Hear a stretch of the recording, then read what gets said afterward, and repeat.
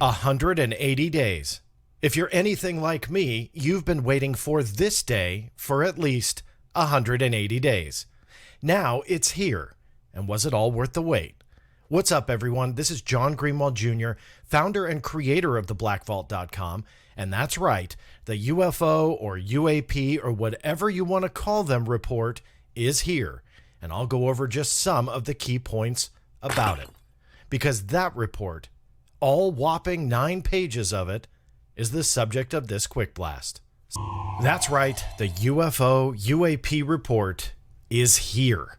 Now, I was debating on whether or not I was going to do this video, and I thought, you know what, let's just go ahead and throw something out, quickly update you guys. I'm not going to go over every single aspect of the report, but I am going to point out a few things. I know some of you, and I'm surprised because I thought everybody used social media, but doesn't use social media like Twitter, Facebook, stuff like that, that you primarily just watch YouTube and those types of videos. So I thought, you know what, let's get this video out there and update you guys that the report is here.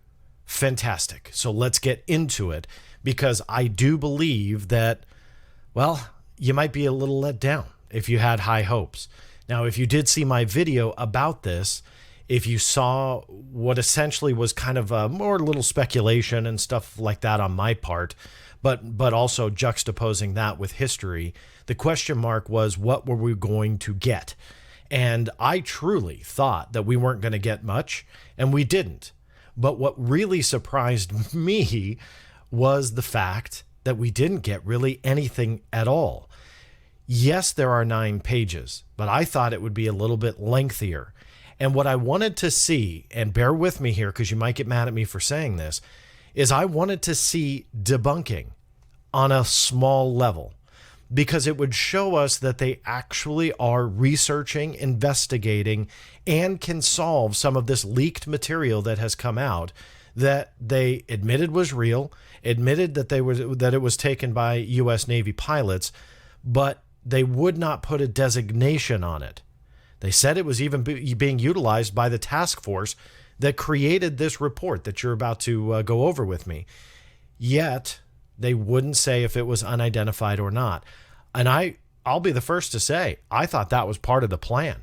I thought that meant that they were going to take that material and say, you know what, Senator Rubio and your committee, we can identify this. The media grabbed a hold of it, made a big thing out of it, but there are some other ones that we can't identify. But essentially, it would have shown us they are doing their job. In reality, we heard about no specific cases whatsoever. It was this broad overview, and as you can see from the cover page here, preliminary assessment, unidentified aerial phenomena with today's date. This was the cover page.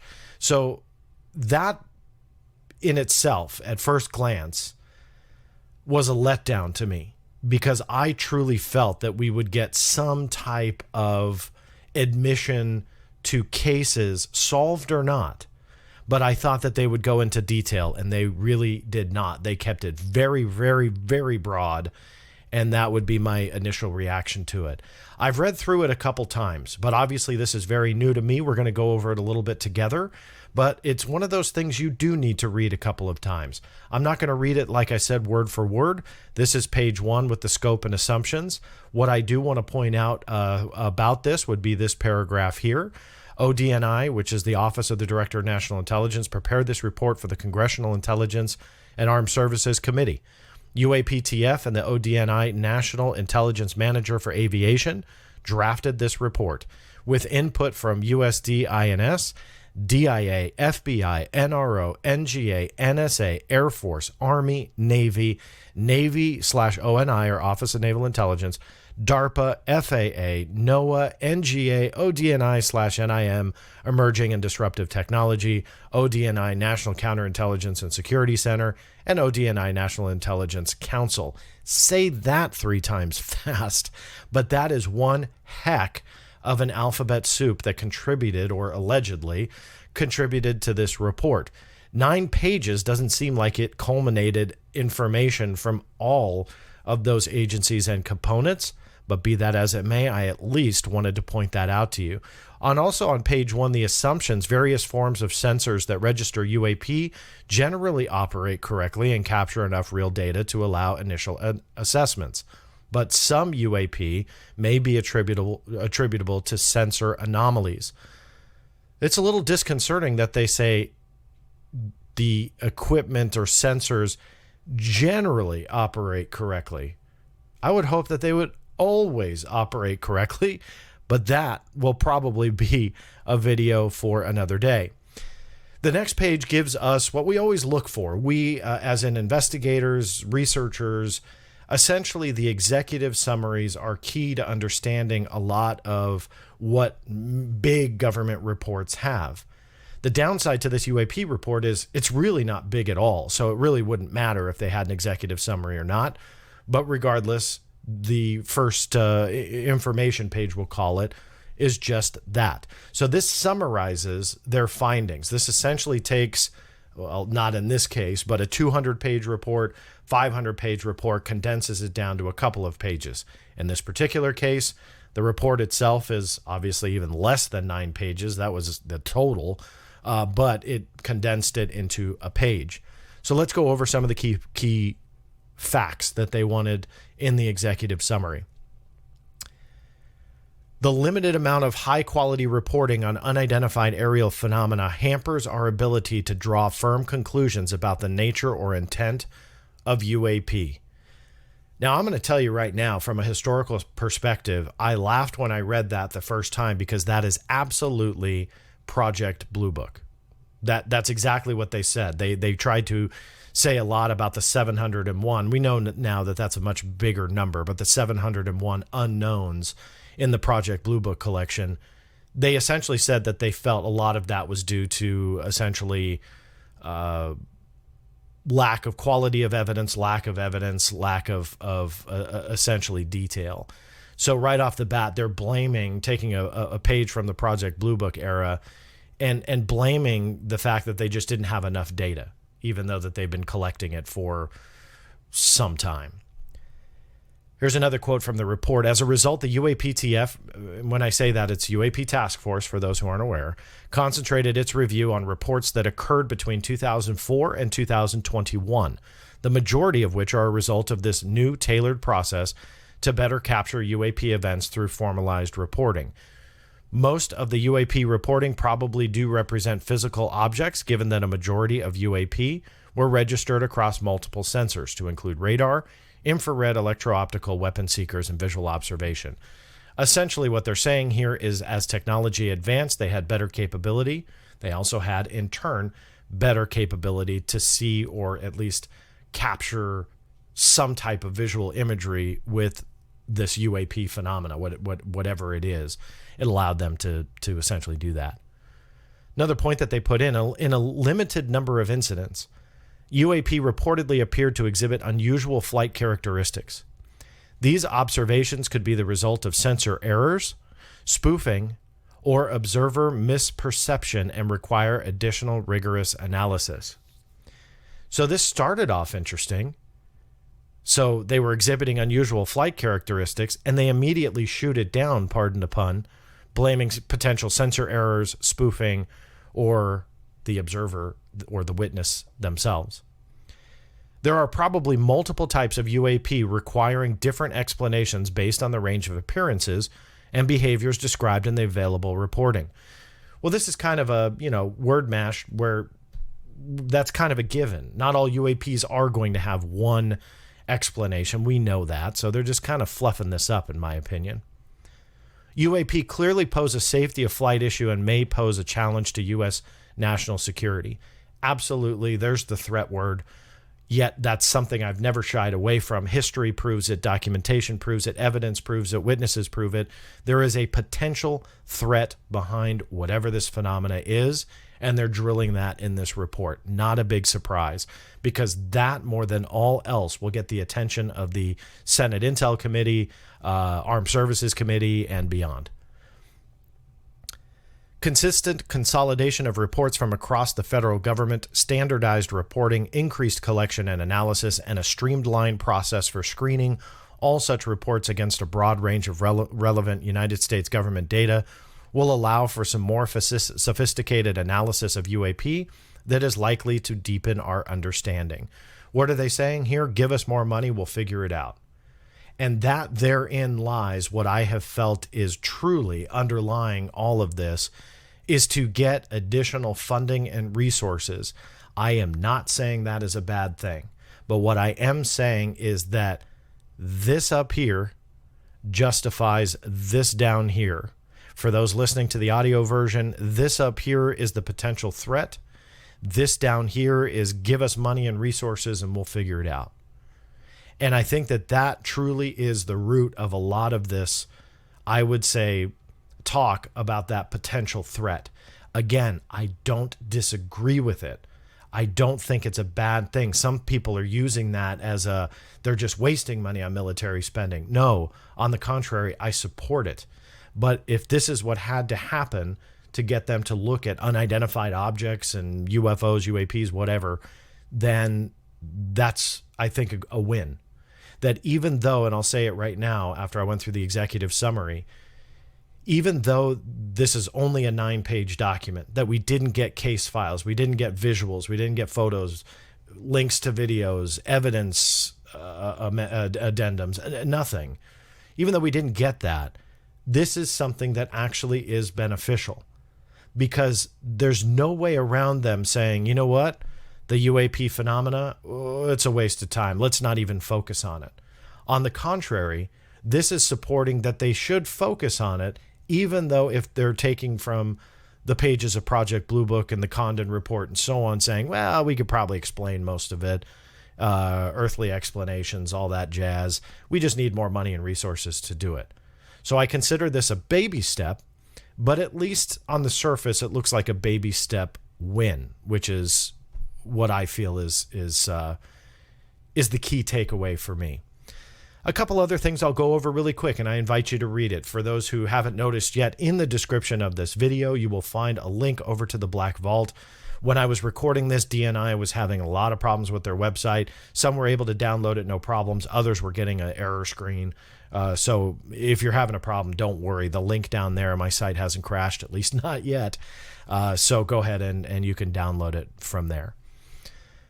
So what happens after an executive summary is they essentially go into more detail about all those bullet points that I went through with you. Now, again, I won't go over every word, but I feel that there's a couple things that do need to be pointed out. This under the heading of available reporting largely inconclusive. Limited data leaves most UAP unexplained. This to me is one of the most glaring errors, and I want to show you guys why. Limited data and inconsistency in reporting are key challenges to evaluating UAP. No standardized reporting mechanism existed until the Navy established one in March of 2019. The Air Force subsequently adopted that mechanism in November of 2020, but it remains limited to U.S. government reporting. The UAP-TF regularly heard anecdotally during its research about other observations that occurred, but which were never captured in formal or informal reporting by these observers. Here is the key part of this entire report that, in my opinion, is wrong and fabricated. And here's my proof. I'm going to pull up an article I wrote back in 2019. This is when I was pushing to get the Navy's UFO or UAP guidelines that were classified. I was trying to get them declassified. Now, first off, credit to Brian Bender of Politico. He broke the story that these guidelines even existed. So credit to him. What I did was I took those that information and filed numerous FOIA requests for what was called the message to the fleet, which when Mr. Bender had reported it was in draft form, and tried to get that message. In the process of doing that, found that it was no longer in draft form, was issued, but when I tried to get it through FOIA, I was denied that this was something that essentially was going to remain classified. But I want to read you guys something, because this is what was really interesting about that message. Now, in short, that message was essentially showing the guidelines, or at least pointing to the guidelines, for the U.S. Navy and how to report UAP. It was instructing all of those that saw UAP to report them, and then again, either had or pointed to the guidelines for reporting them. In the process of researching this story, I discovered this. Although the original headline of Politico, and I'm reading my own writing here, so let me start that over. Although the original headline of Politico insinuated that the UFO guidelines were, quote, new, subsequent statements released later in May by U.S. Navy Public Affairs Officer Joseph Gradisher to the New York Times said they were not. Mr. Gradisher explained that the guidelines were an update to an older 2015 directive in response to multiple UFO encounters around the USS Theodore Roosevelt in 2014 and 2015. He told the New York Times that although some of the objects could have been commercial drones, Mr. Gradisher also added, "We don't know who's doing this. We don't have enough data to track this." So the intent of the message to the fleet is to provide updated guidance on reporting procedures for suspected intrusions into our airspace. So this shows that the guidelines were already in existence in 2015 based on the 2014 and 2015 encounters. Let me go back to that report that we've been going over. They said that they didn't have a reporting mechanism until March of 2019. I personally don't think that that is correct based on the fact that that was just a reissuance of guidance that was already issued. Those guidelines had been around per the U.S. Navy for at least 4 years prior to this date here. So that's an extra 4 years worth of data that they could have potentially been collecting. Now, maybe they didn't adhere to it, which is why they reissued it. And I get that. But regardless, for them to essentially say that in the report, I'm not trying to nitpick here. I'm just saying there's potential 4 years worth of some type of data, even if not everybody was following it, that could potentially be there. Yet they said that it wasn't until 2019, just 2 years ago, a little over 2 years ago when they had it.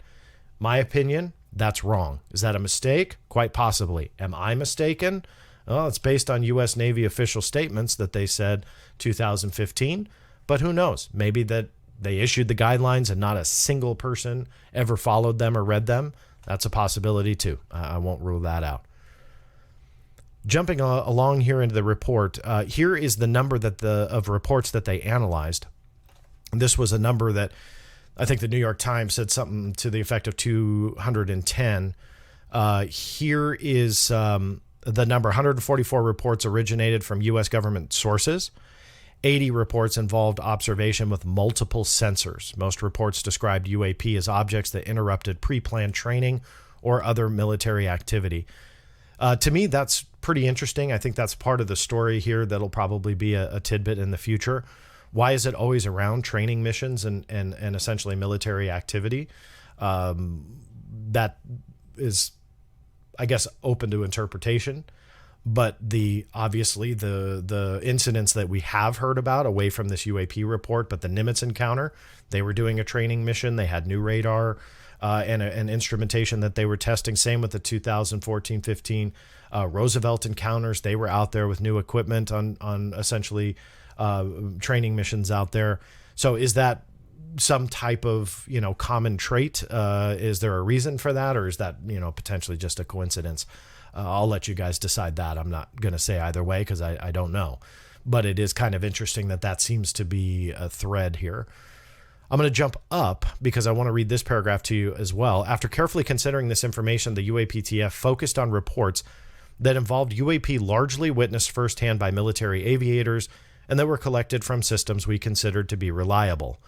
These reports describe incidents that occurred between 2004 and 2021, with the majority coming in the last 2 years as the new reporting mechanism became better known to the military aviation community. We were able to identify one reported UAP with high confidence. In that case, we identified the object as a large deflating balloon. The others remain unexplained. The first thing that came to my mind on that with the deflating balloon was the USS Omaha footage that looked like a sphere slowly descending, hitting the water and potentially either, popping or just getting lost in a wave, popping then and so on and so forth, because it seems like it gets lost, comes back, gets lost again.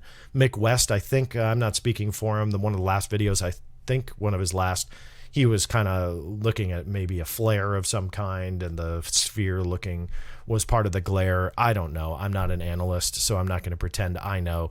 But it was very interesting for them to essentially bring in one case that we have no idea what it is that they were able to identify. What that was at this point is kind of a mystery. I saw some people thinking, was this the Batman balloon? I doubt it. It didn't look like a deflating balloon to me, but who knows? A balloon, it did look like a balloon. Sorry to upset anybody with that, but a deflating one just didn't. But the Omaha footage, potentially that was something that could have been. Some of the other points here, and again, even though I've read this a couple times, just kind of going over it with you here, and I don't want to speak forever on a 9-page document where I'm not going word for word, but just kind of wanted to give you guys some reactions, and I'm also curious to your reactions and what you feel is the most important. So go ahead and put any comments down there, and if you are listening to the audio version, just head to theblackvault.com/live. Make sure you subscribe to the YouTube channel, because I think the visual presentations are much more interesting because you can see what I'm actually pointing to. Here's a paragraph about potential patterns, that they are seeing patterns where, again, when I talked about the military sightings in the training missions, let me just read you this line. UAP sightings also tended to cluster around U.S. training and testing grounds, but we assess that this may result from a collection bias as a result of focused attention, greater numbers of latest generation sensors operating in those areas, unit expectations, and guidance to report anomalies. So good on them for realizing that there was potentially a collection bias on the evidence there. A handful of UAP appear to demonstrate advanced technology. This is where it started to get at least a little interesting. In 18 incidents described in 21 reports, observers reported unusual UAP movement patterns or flight characteristics. Some UAP appeared to remain stationary in winds aloft, move against the wind, maneuver abruptly, or move at considerable speed without discernible means of propulsion. In a small number of cases, military aircraft systems processed radio frequency energy associated with UAP sightings. The UAP-TF holds a small amount of data that appear to show UAP demonstrating acceleration or a degree of signature management. Additional rigorous analysis are necessary by multiple teams or groups of technical experts to determine the nature and validity of these data. We are conducting further analysis to determine if breakthrough technologies were demonstrated. So obviously that's a little bit more interesting from what they've already tried to blow out of the water with deflating balloons and lack of evidence. So we're starting to get into obviously a much smaller percentage of cases they've collected, but a percentage of cases nonetheless. Back to that original point about a single explanation, and of course UAPs, it's just kind of obvious. These are the categories that they feel UAPs could fit into, one of these 5. Airborne clutter. According to them, that would be birds. I really wanted to see seagulls in that area just to kind of take a friendly jab at at that entire debate online. If you don't know what I'm talking about, then inside joke to the UFO Twitter crowd. But birds, balloons, recreational unmanned aerial vehicles, or airborne debris like plastic bags that muddle a scene and affect an operator's ability to identify true targets such as enemy aircraft. That's category 1.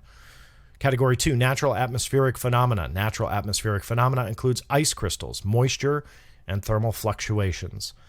U.S. government or industry developmental programs. This I found interesting. I really did, because there is a big question on whether or not some of this UAP is classified tech. And some of that argument about, well, it's unidentified, so it can't be. Well, here is potentially a category that they're saying that UAP fits into. Some UAP observations could be attributable to developments in classified programs by U.S. entities. We were unable to confirm, however, that these systems accounted for any of the UAP reports we collected. The question mark is here, at what point and what access did they have in looking into potential black budget programs, stuff like the stealth aircraft that was in development for decades before being acknowledged? Does the UAP task force have that type of access? The fact that they're considering that as a category, yet they were saying that we were unable to confirm, I'm not sure if I lean towards the fact that maybe they're not as cleared to see all of that. And that is a question that I think we may never have the answer to. And that is, would they have access to, let's say, the SAPs, the unacknowledged SAPs, the black budget programs, all of that kind of stuff that we've heard bantered about for decades and decades? Would they be able to access that information and understand it? Maybe it's not even an aircraft, an unmanned drone versus a manned aircraft, or a piece of technology, that is carried aloft into the atmosphere, whatever that might be. Again, lots of different possibilities there, but I found that interesting that they had U.S. government developmental programs in there. Foreign adversary systems. Some UAP may be technologies deployed by China, Russia, another nation, or non-government entity. Of course, that is what we keep hearing about from the Senate and Congress. Whomever is outspoken about UAPs. Is it Russia? Is it China? Who could it be? So that's not a surprise. Other. Although most of the UAP described in our data set probably remain unidentified to limited data or challenges to collection, processing, or analysis, we may require additional scientific knowledge to successfully collect on, analyze, and characterize some of them. We would group such objects in this category pending scientific advances that allow us to better understand them. The UAP-TF intends to focus additional analysis on the small number of cases where a UAP appeared to display unusual flight characteristics or signature management. Whole section on UAP threatened flight safety and possible national security. I've already gone over that, but they go into more details. I recommend you get into that. Explaining UAP will require analytic collection and resource investment, and there is more detail about potentially standardizing the reporting, consolidating the data, deepening the analysis, and essentially doing that with additional resources and, of course, funding to make all of that happen. They're looking to expand the collection. They have a whole section on that. The UAP-TF is looking for novel ways to increase collection of UAP cluster areas when U.S. forces are not present, as a way to baseline standard UAP activity and mitigate the collection bias in the data set. Is that a pathway for them to potentially look at sightings by the normies out there, the yous and me's, the people that are not on a military mission or training mission at 35,000 feet? We're not flying in an F-18. Are they going to go out there and ask us questions if we go out there and see what we would call a UAP? And I think that if they do go down that route, that would allow them to see, is this essentially a collection bias where it's mostly around military training areas and so on? Or will this open up a whole new world to the Congress, to Senate, to the UAP-TF, to DOD, upper management, whomever? Will it open up that world to show them this phenomena is happening nationwide, worldwide, to everybody from every background, and it does not discriminate who it shows itself to or who it potentially threatens? So if they open it up to commercial pilots, those that are flying for, let's say, Southwest Airlines, American Airlines, United, what are they doing here? And I think that that is one of the bigger steps forward. One proposal, reading from the document here, one proposal is to use advanced algorithms to search historical data captured and stored by radars. I'm wondering what they saw to actually create that type of a drive and recommendation to do that. Here's that investment word: increase investment in research and development. The UAP-TF has indicated that additional funding for research and development could further the future study of the topics laid out in this report. Such investments should be guided by a UAP collection strategy, UAP R&D technical roadmap, and a UAP program plan. That was essentially the end of the report. The appendix with definitions, I don't really count that, but you can see they define unidentified aerial phenomena. Their going definition, by the way, is airborne objects not immediately identifiable. The acronym UAP represents the broadest category of airborne objects reviewed for analysis. So not as, I would say, sexy as we would all think that definition would be. A true definition to UAP has been very hard to come by.